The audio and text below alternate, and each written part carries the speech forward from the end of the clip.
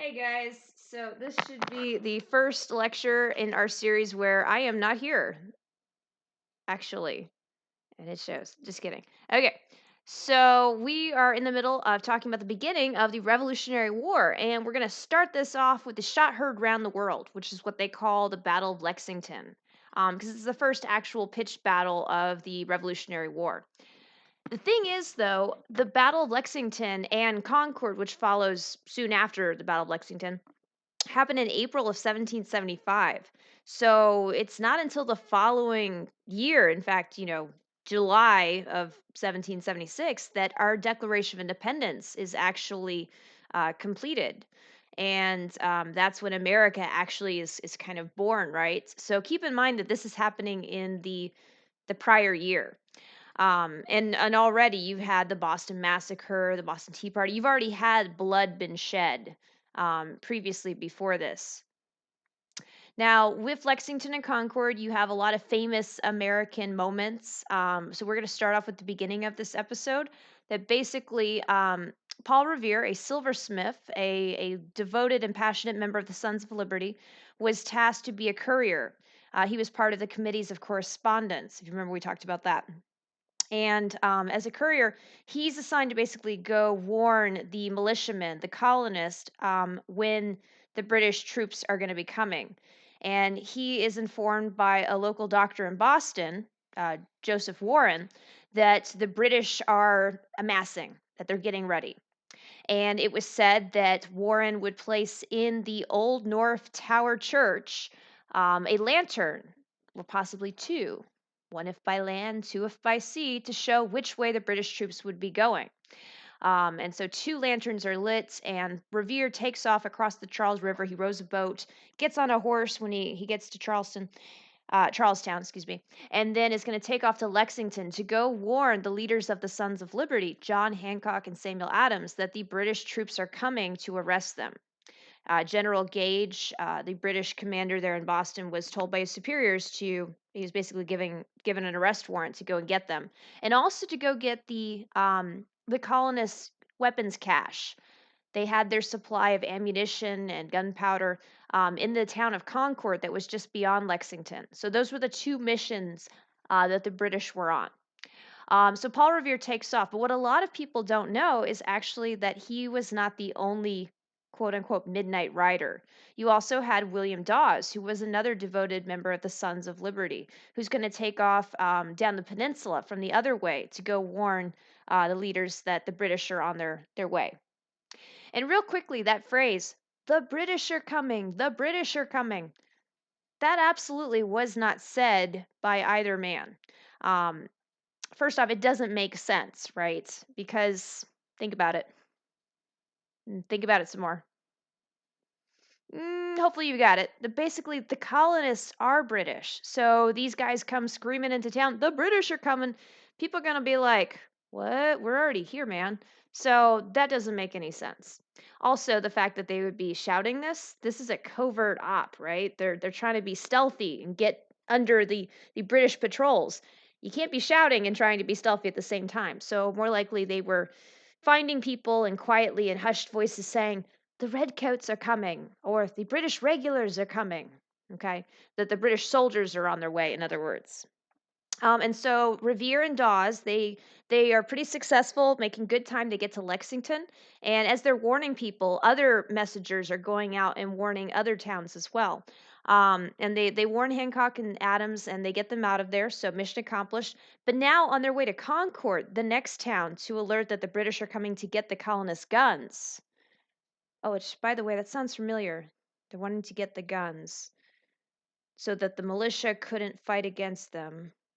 Oh, yeah, we have a Second Amendment to our Constitution that says something about in order to have a well regulated militia, the right to keep and bear arms shall not be infringed upon. That's probably where that comes from, the Second Amendment. Just, keeping those amendments. This is how we get them in the Bill of Rights. But anyway, on their way to Concord, Dawes and Revere come across a British patrol. Yikes. Revere is not going to be very successful in talking his way out of this, so he actually gets arrested.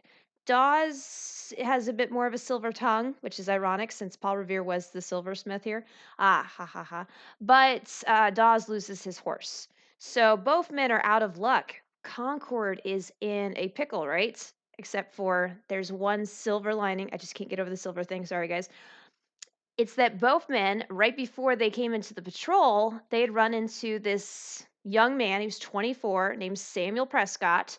He was just off a hot date with his fiancee. Oh la la. And by the way, Samuel Prescott was a member of the Sons of Liberty. Maybe not as enshrined as like Revere and Dawes, but he was part of their little club. And, he also, just as a side note, ladies, he was apparently the most eligible bachelor of all of Middlesex County in Massachusetts. So there you go. So Samuel Prescott, with his little horse and buggy, he runs into these guys and says, "Well, what y'all doing?" And they say, "Hey, we're warning that the soldiers are coming. You want to help us since you're part of our secret club?" And he says, "Okay, sure." So he actually evades the patrol, and he's going to be the only one that makes it all the way to Concord, ironically. The one that wasn't even part of the original mission and wasn't even the devoted member to the Sons of Liberty. So Samuel Prescott, good job. And Concord is going to quickly get ready, and they are going to have a lot more of a successful time than Lexington. So, what happens in the actual battles? The leader of the Minutemen, that's the local militias in Massachusetts, what they were called, because guess how long it took them to get ready? You guessed it. It's pretty easy. It's a minute, right? They are going to amass on the Lexington Green. That's like the town square. The leader did not want to put them on the road straight to Concord, even though he knew that's where the British soldiers were going to be heading, because he only had like 75 guys. And the British are coming with hundreds of men. Okay. And so the colonists, the leader here, he's like, my guys are not going to do very well. He didn't exactly want to fight. And when the British soldiers come, they actually go out of their way to confront these rebels, these colonists. They were under orders to put down any rebellion, but to be respectful of the colonists that were not in open dispute, and especially not to destroy any property. This is in modern warfare, what we would call like trying to win hearts and minds. Because obviously, if you have an enemy force of soldiers coming in and wrecking a town and taking all your stuff and burning everything, you're going to hate them a little bit. So the soldiers are trying to be respectful to the townspeople, but they want to squash any rebellion. So they go out of their way and they first meet on the Lexington Green, and nobody knows who exactly fired the first shot. The shot heard around the world, the shot that begins the American Revolution, that will begin this glorious country that is the United States of America. Some people say it was the British soldiers who started it. That would be the Americans who say that. Some people say it was the American colonists, the Minutemen who started it. That would be the British side. And then some people say maybe it wasn't either side. Maybe it was some person like from the shadows of an alleyway or something that was like, let's get going, and fired a shot into them. But whatever way it went, there's going to end up being about a dozen or so casualties on the colonial side there in Lexington. They kind of line up and fire at each other. They take turns. It's one of those. And on the British side, only one British regular is injured, one victim. He does not die. He is shot in the thigh, and he limps away. So the first little battle there, not so good for the colonists. So the British soldiers, upon their win, they then pack up and now they're going on their way to Concord. Now, by the time they get to Concord, there's a much larger group of colonists that have amassed, a much bigger group of these Minutemen from all the surrounding towns that have come to defend Concord and its munitions supply. And again, the British are hesitant to start stuff because, they don't want to tick off the colonists. They were trying to keep them loyal to the crown. They don't want to, unduly make some damage there. But as they are rooting around in the inns and taverns and businesses and homes of Concord, a fire breaks out at one of the inns, one of the hotels back in the day. And both of the sides, both the British soldiers and the colonists, they kind of do a timeout. And during this time period, the fire brigade was basically everybody. You would have to go to the well and grab a bucket of water and then haul it over to the fire and keep going and getting more buckets. So everybody did a timeout, grabbed their buckets of water, and put the fire out together. And then once the fire was put out, they resumed killing each other. And the colonial leader there did something really smart. He knew that he had a smaller force, so he had his guys assemble at a strategic point, this bridge there at the edge of the town in Concord. And at this bridge, the colonial forces were actually able to amass a defense and push the British soldiers back. And the British line starts to break. They go into chaos, and pretty soon, the British commander sees that he has actually very dangerously spread himself too thin. So he calls a retreat. If you're a colonist, you're thinking, oh my God, we've just forced the greatest empire in the world, the greatest fighting force in mankind's history here, the British Empire. We forced them to retreat. This is a great, exciting moment. And so the colonial soldiers, these Minutemen, they start taking off after the British soldiers in this retreat. And the retreat is about 17 miles from Concord back to Boston. And this was a very bad moment to be a British soldier. You're already very tired. You'd left early the night before. You've marched, already all those miles, and now you're marching back all those miles by foot. And you're being harassed the entire way back on this retreat by these Minutemen who keep firing shots at you. And so, actually, more British soldiers die during this retreat than during all of the combat in either Lexington or Concord. Um, and then once the British soldiers are back in Boston, all of these Minutemen start to converge and surround the city. So pretty soon you just have several hundred British soldiers in Boston who are surrounded by about 15,000 colonial troops. So not a good time to be British. It's looking like maybe a revolution could work. So here's the actual route. So you can see here's Boston. It was kind of like a peninsula. And the route that Dawes is going to take is right here. The route that Revere takes, he has to go across the Charles River there by rowboat, and then he's going to get on his horse. You see, Lexington is right here, so they make it that far. And then he and Dawes get captured right outside of Lexington, and that's where Samuel Prescott is going to have to take it the rest of the way to get to Concord and warn them. And from Concord, you had all these surrounding towns and villagers, all these Minutemen that came at the North Bridge. That's where they held them back. And then there's this hasty, long retreat all the way back to Boston for those very tired British soldiers. So the shot heard around the world, first shots of the Revolutionary War. It looks like the American colonists are not so weak like the Parliament keeps saying that we were. Meanwhile, while this is happening in Boston, you have two leaders, very important gentlemen, who are on a mission to go to upstate New York and capture some serious hardcore artillery, cannons. This is something that's going to come to haunt us throughout the Revolutionary War as we fight the British.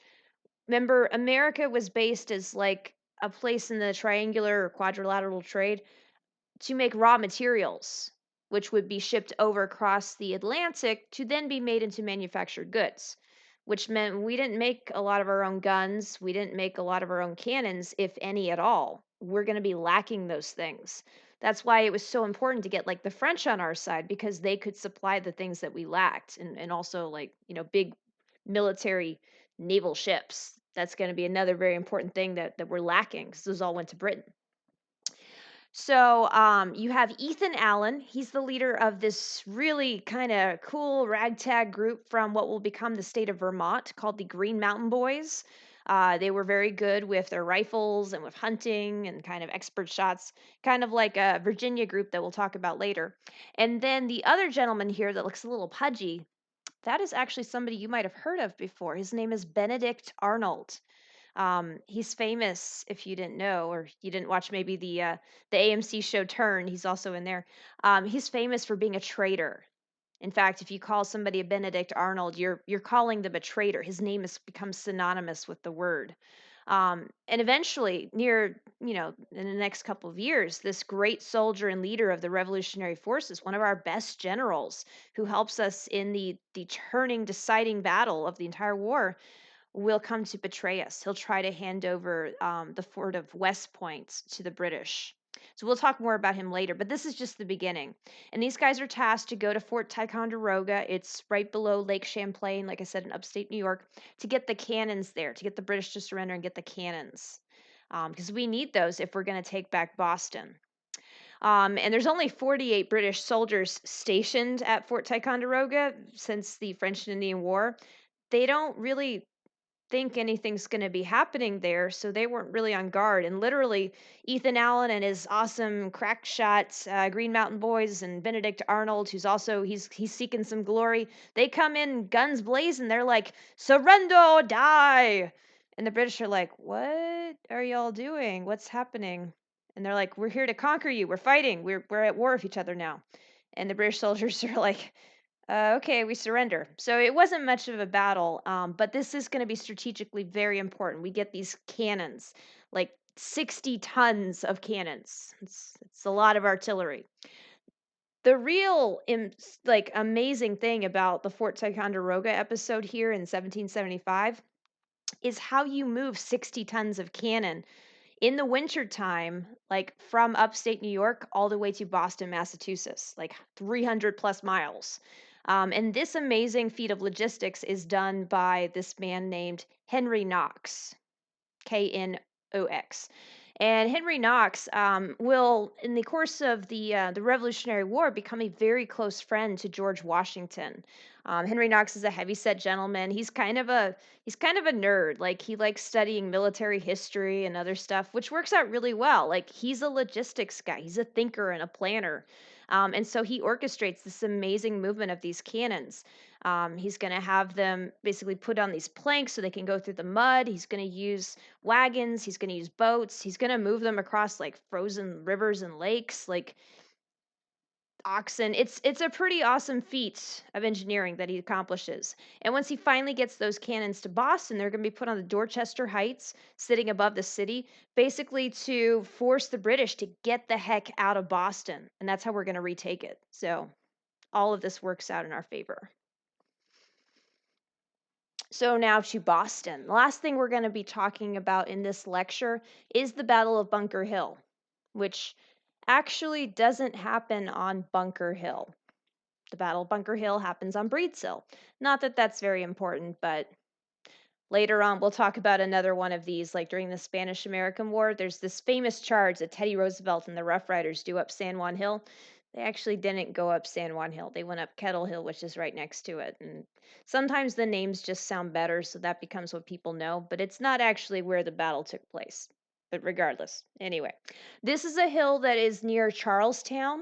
Remember, it's across the river from Boston, and it's on these heights. So this is our strategic point where we are going to be trying to take back the city. And this is the first time we're going to be trying to do this. This is before the cannons show up, because Henry Knox at this point is still kind of working on bringing them down. And we're going to be led by William Prescott, no relation to Samuel Prescott, and also that doctor that helped warn Paul Revere that the British were amassing, Dr. Joseph Warren. He's going to be playing an important role here as well. And our soldiers, sorry, my kitty cat's being so cute. I have my old girl with me right now. Her name's Tigger. Our soldiers are going to be at the very top of this hill. And the British, they don't have a lot of faith in General Gage after the very embarrassing episode with the Concord retreat. So the British send over 3 generals. And these guys are kind of important because they're going to be the 3 main generals for the Revolutionary War. It's going to be General Howe, Clinton, and Burgoyne. And these new generals, they have all differing points of view about how to best take out these rebel Yankees, these colonists. But the lead guy, the most experienced, is General Howe. And we're going to come to find that he has one major flaw. He's too cautious. Okay.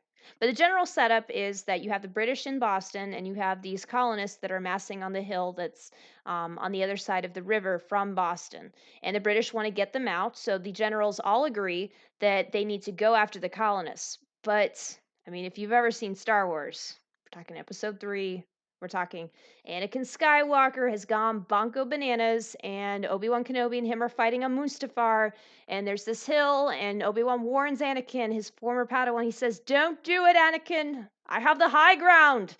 And then, of course, what does Anakin do? Like a dumb butt, he does this jump, this fancy little Jedi jump, and Obi-Wan cuts off his legs. And then Darth Vader. Yeah, because the high ground is super important. That's a very strategic advantage. So the British are kind of dummies here, and we are going to make them pay for it. So they attack us on this hill, Breed's Hill, and we have this fortified location. Famously, one of our commanders says, apparently, "Don't shoot until you see the whites of their eyes." This was already a saying, but if it helps you remember, that's awesome. Also, they told the militiamen, the colonists, fire at the middle of the soldiers' bodies as they're coming up the hill. Because if like you aim for their belly button, chances were you would at least hit somewhere on their body. So aim for the middle. Don't aim for their heads. And another thing that they did is that they also told their soldiers, Joseph Warren, the doctor, is telling his soldiers, aim for the guys in the fancy coats, because those are the officers, the British leaders, the commanders. And that's what the colonial troops do. They start picking off very accurately a lot of the British commanders and officers and gentlemen, which was not very dignified or civilized in warfare. The British were very highly upset about this. And actually, more British officers are going to die at the Battle of Bunker Hill than in any other battle in the Revolutionary War. So good job, colonial troops. And so Howe sends a first wave, and it ends up just absolutely devastating for the British. He sends a second wave. It's again, I guess he's thinking if at first you don't succeed, you try again, and then you deal with the tremendous losses that you're facing as your troops run up a hill into enemy gunfire. I don't know what he was thinking exactly. But then finally, and to his credit, he's able to talk his soldiers into a third run up the hill. I guess he's like, guys, those first two times it didn't work, but the third time, I'm sure that we'll get them. And even get some of his wounded soldiers going back up that hill a third time. That must have been horrifying for the British. And on the third time, they do succeed in taking the hill. And this is because the colonial troops had run out of ammunition. Remember, we just talked about how it's going to be really, really a bad struggle for getting supplies, getting manufactured goods, getting munitions and guns and artillery for the colonists. That's something they're going to struggle a lot with. So on the third wave, literally, the colonists are they're throwing rocks at the British soldiers. They're trying to load glass and pebbles into their guns because they're out of bullets. It's really bad. And another thing, for a lot of these colonial troops, their guns did not have a bayonet attached at the end, and the British soldiers' weapons did.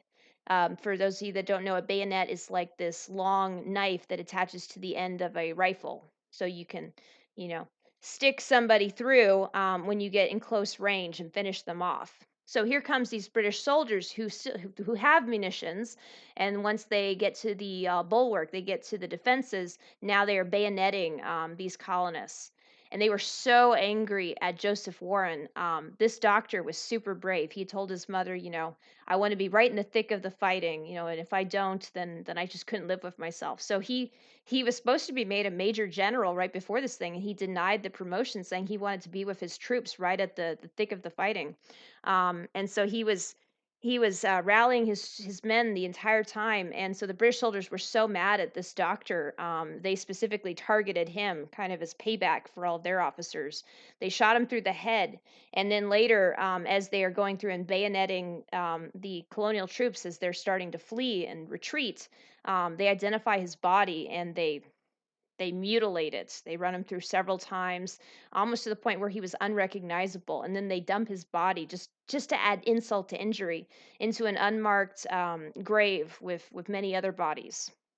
The only way we know what happened to Joseph Warren, besides the eyewitness accounts, is also because remember that Paul Revere, silversmith, at one point previously in his career, had been a dentist, you know, filling teeth with silver, I guess. And one of the sets of teeth that this dentist, Paul Revere, had worked on happened to be the good doctor Joseph Warren. And so it was Paul Revere that ended up identifying his body. the great Dr. Warren. And so, in the end result of this, the British do take the hill. They do end up defending the city here. But, like we know later on, when the cannons come down with Henry Knox, the city will eventually be taken. And the British victory here is kind of an empty one because it came at such great cost. They lost a lot of their officers, they lost a lot of men, like almost 1,000 casualties when you add up the wounded plus the dead, compared to a much smaller number of colonial losses. So this is what we call a Pyrrhic victory. It's kind of a hollow victory where you won, but you didn't really win in the long run. And one other long term impact from this is going to be that General Howe, remember the most experienced of these new three British generals on the scene, he is going to be rather gun shy. He's going to have a healthy respect for what the colonial or eventually the new continental army will be able to do. And he's going to be extremely cautious. And eventually, Washington will be able to get a good read on his cautiousness. All right. So that is it for the lecture today. Make sure that you guys are working on your SOM projects. Also, reading quiz. All right. And I'll talk to you later. Thank you guys. Bye.